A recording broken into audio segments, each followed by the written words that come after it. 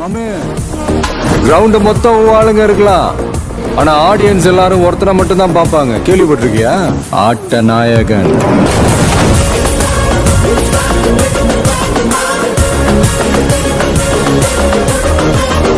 Power சீட்ல இருக்காது sir, அதுல வந்து ஒருத்தன் உட்கார்றான்ல அவன்கிட்ட தான் இருக்கும்.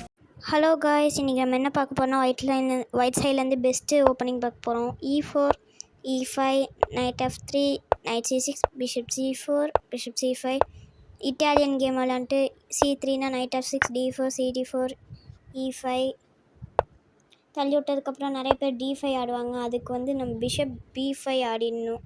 இப்போ நம்ம நிறைய பேர் என் பாசன் பண்ணுவோம், அதுவும் தப்பு தான். பிஷப் B5 தான் கரெக்டு.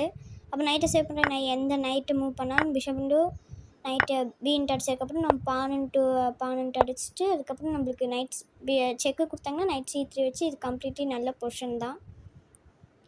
கோ பேக். இப்போ E5க்கு நைட் G4ன்னு என்ன பண்ணுறேன்னா பிஷப் டேக்ஸ் F7 அடிச்சுட்டு கிங் அடித்ததுக்கப்புறம் நைட் G5 செக்கு, கிங் எங்கே மூவ் பண்ணணும், குயின் டு G4. அப்புறம் ஒரு டிஸ்கவர் அட்டாக் கொடுத்தாங்கன்னா ஒன்றும் பிரச்சனை இல்லை, E6 இருக்குது. ஒரு night into E5 அடிச்சிட்டாங்கன்னா queen E4, அதுக்கப்புறம் D6 தான் இது பண்ணோம். அப்புறம் C இன்ட்டு D4 பீஸ் போயிடும். பிஷப் B4 செக்கு தான் ஒரே ஹோப்பு, ஆனால் அதுவும் வேஸ்ட் ஆகிடும், ஒரு பீஸ் லாஸ் தான். What about D6? அதுவும் ஒன்று தான், ஆனால் சில டிஃப்ரென்ஸ் இருக்குது. E6 அப்போ அதுவும் அதே தான், அதே வேரியேஷன் போகும், பட் கொஞ்சம் சேஞ்சஸ் இருக்குது. அது நான் நெக்ஸ்ட் வீடியோவில் சொல்கிறேன், நெக்ஸ்ட் ஷார்ட்டில் சொல்கிறேன். மறுபடியும் E5க்கு நைட் E4னா பிஷப் D5 நைட்டு ட்ராப்பு.